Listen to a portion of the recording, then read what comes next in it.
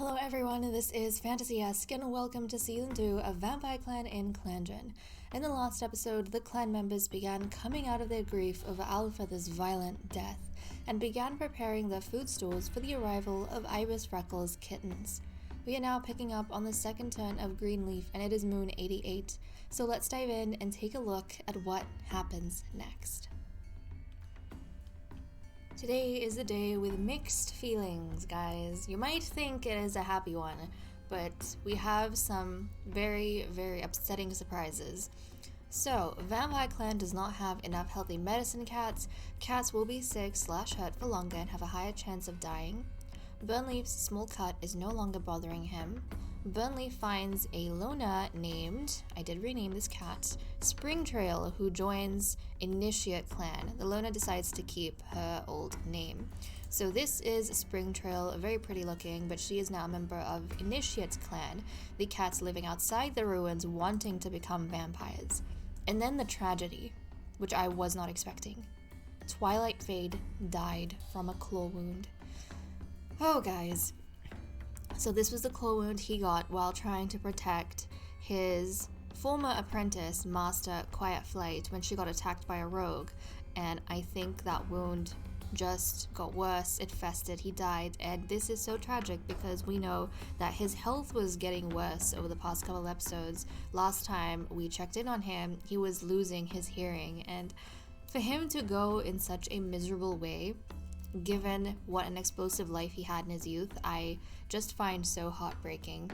So Twilight Fade died, and guys, I mean, normally I don't look at the cats who have passed on, but I remember his Tornia healing and him having kind of a scar from that, but I was wondering when we were going to see it because he was sick and curled up, so we didn't have a chance to see how his ear looked. Well, apparently he's missing an ear because of that incident of the Tornia. He is missing an ear. But oh, Twilight Fade. And then things turn bittersweet. Ibis Freckle is so grateful that her adorable litter of 3 kids is here. Both thrilled to meet them and thrilled that Sunnytail can take a turn parenting while Ibis Freckle finally takes a little break from the stuffy air of the nursery. Fawnest will always love Alfheather but has decided to move on. Bloomrise found a patch of flowering catmint. No one else is around, so she bends down and takes a big bite. Youch, a bee. She comes home with a swollen face. Eagledon has gotten fleas. In the losses, Grandmaster Bluestar weathered in the past. Twilight Fade had always been there to comfort her. Now that it's his death that Grandmaster Bluestar is grieving, she is alone. In the dead of night, she wails into the vast sky, unable to fathom StarClan's cruelty. She glares up at Silverpelt, gouging the earth with shaky claws. And then, Master Quiet Flight avoids Twilight Fade's vigil. I mean, he got this wound because of her, he was protecting her. The sight of his slumped body is more than she can take. In the days to come, she barely stirs from her nest. And then Sunnytail fusses gently with Twilight Fade's fur, hiding the evidence of what killed him. He wants to remember him as he was in life, not like this. Bitterness and rage floods him as Twilight Fade's life is recalled at the vigil. He coldly turns away any who offer comfort. Without Twilight Fade, what's the point? Aww. The past moon Twilight Fade has taken their place in StarClan. Vampyre Clan mourns their loss, and their clanmates will miss the spot they took up in their lives. Moments of their life are shared in stories around the circle of mourners as those that were closest to them take them to their final resting place. So Twilight Fade has left us, guys. He has faded away. But let's take a look at the kittens that were born. So these are the little kittens that we got. 3, which I'm very happy of because we've been getting a teensy tiny number of kittens in a litter. So we have Pumpkin Kit, Sunny Kit, and Snap Kit. I did change, I think, the names of I think only Snap Kit. Now, Pumpkin Kit, I kind of thought that this was a really cute name for her, not only because of appearance, but sometimes maybe the cats, in memory of members who have passed on, like reusing certain names. And Pumpkin Tail is Burnleaf's granddaughter, right?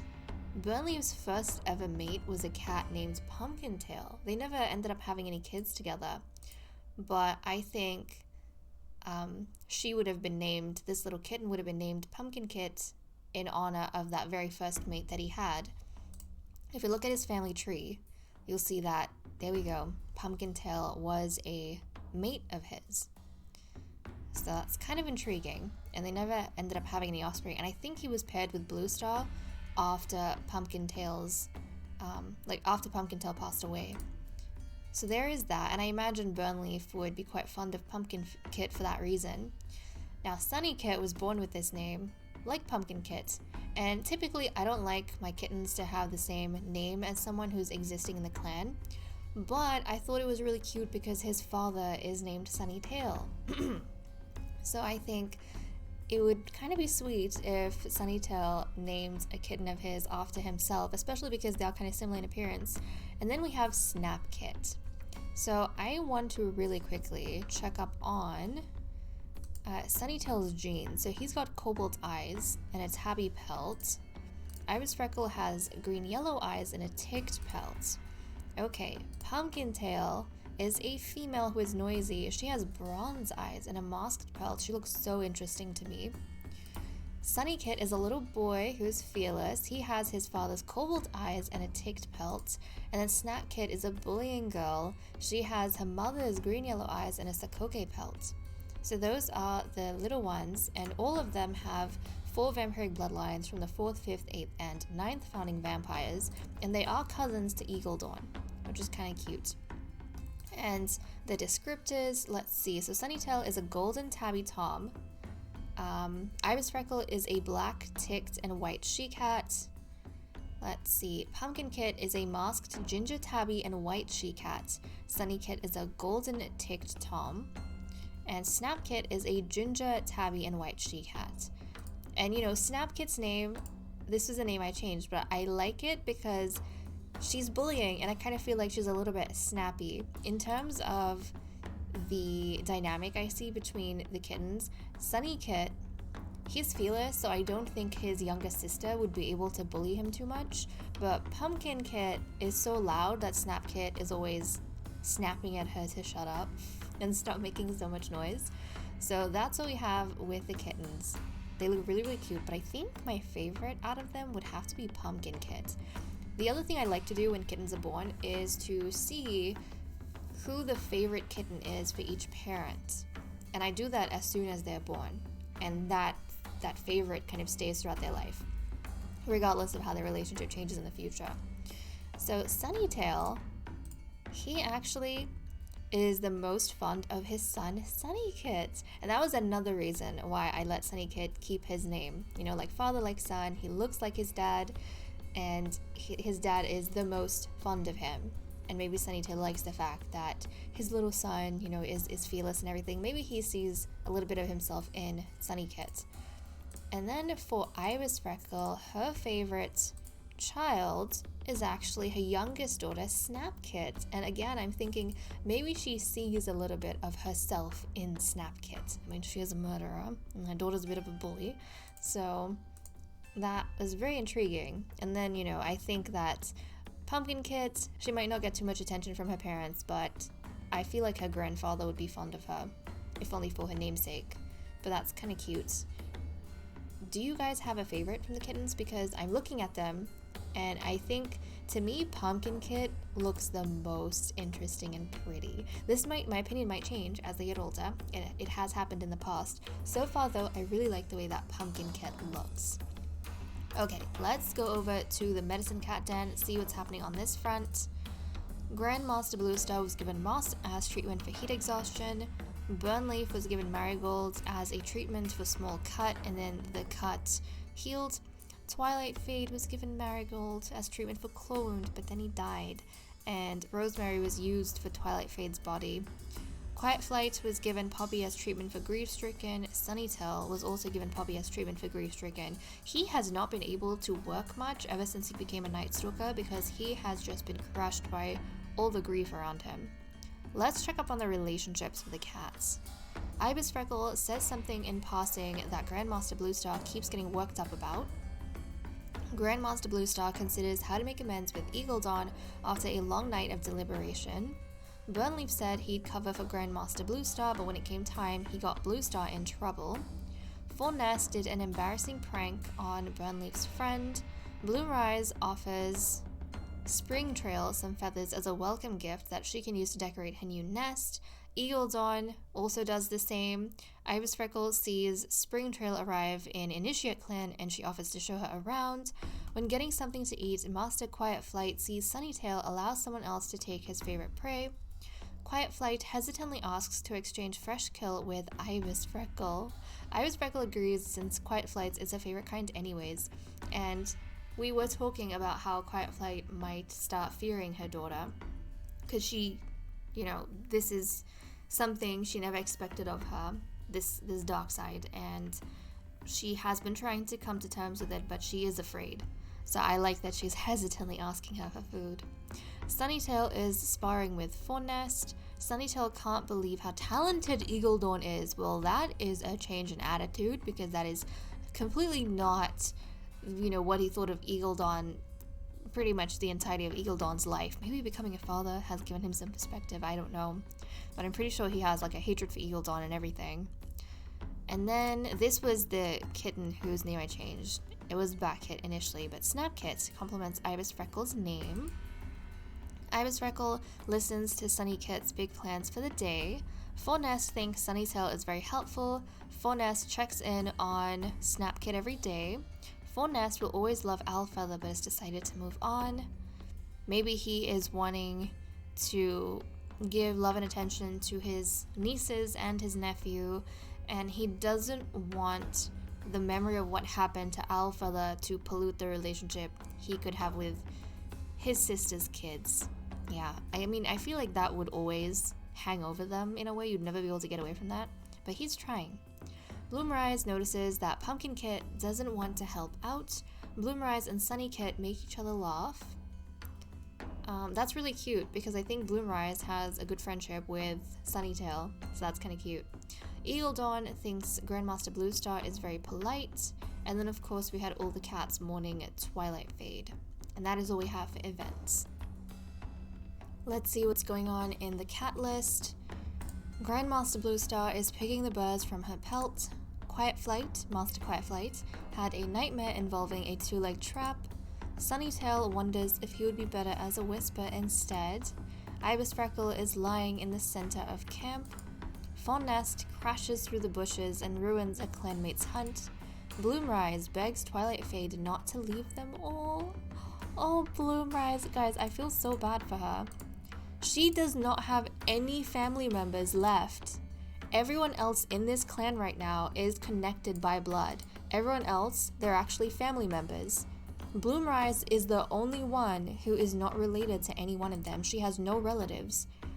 Her parents have now both passed on. Her older sister has passed on. Her dad was the only thing that she had. Like, that was the only connection remaining. They always had each other. And now she's completely on her own. Oh, that is so, so heartbreaking. Eagle Dawn is asking Master Quiet Flight an important question. Burnleaf is craving the taste of mouse.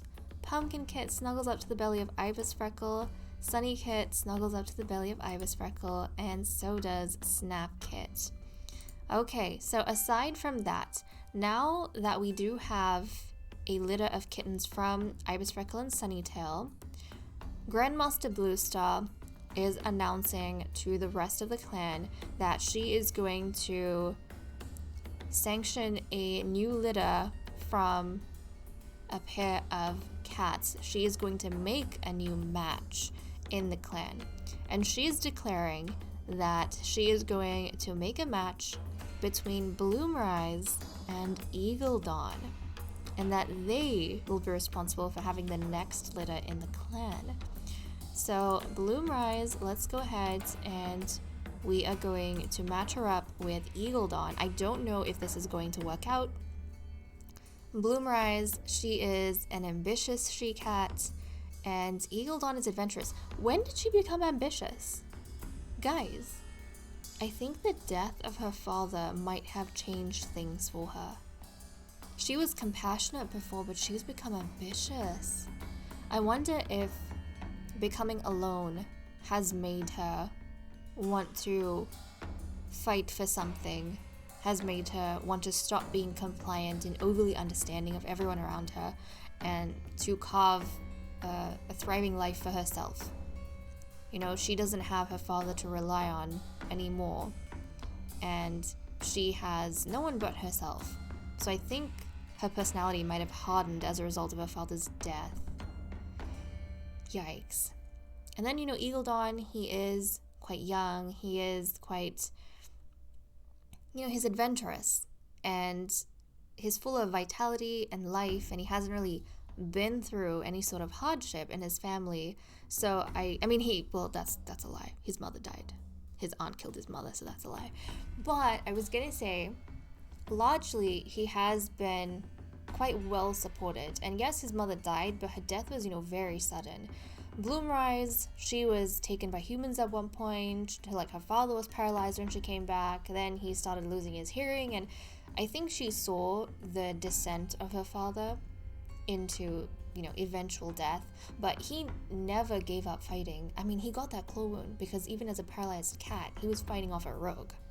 So I think she wants to try and become more like him. They do have a little bit of an age gap between them. I mean, Bloomrise, you know, she's 50 moons, Eagle Dawn is 19 moons, so her being older, I wonder if that's going to influence the dynamic of this particular relationship. But we're going to go ahead, we are going to make this official, and I suppose time will tell whether they open up their hearts to each other, if this works or not. But we need to go ahead and make sure that Bloomrise can have kits, and we need to see that he can also have kits. But guys, the fact that Bloomrise and Eagle Dawn, like, those names sound so pretty together. Bloomrise, Eagle Dawn, it sounds so good. And they even look like a couple, I feel like, because of their coats. They're very similar.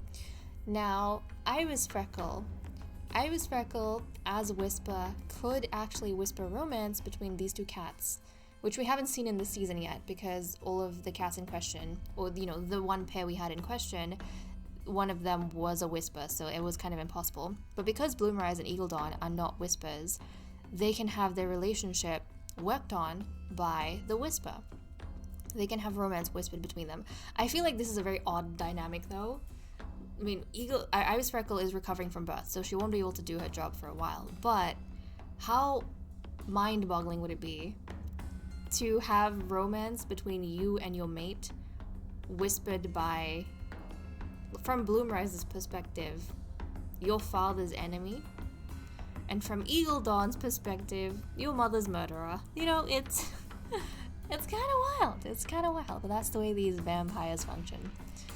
Okay, but I am happy with this match because I was just saying how Bloomrise is completely on her own in this world, and I like the idea of her having at least someone with Eagle Dawn, at least having some sort of companionship. But yeah, she has gone from being compassionate to ambitious. And that is all we have for the cat list. Apparently our patrols are going to be teeny tiny this time around, but let's see what everyone gets up to.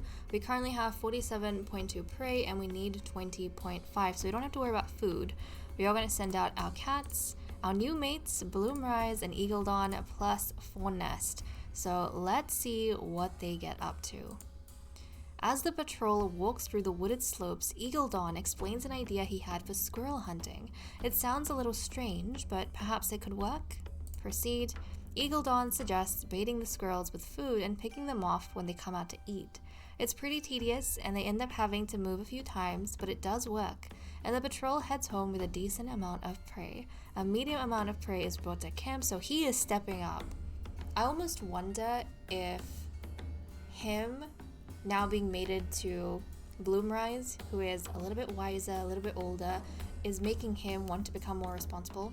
I don't know. But that's kind of exciting.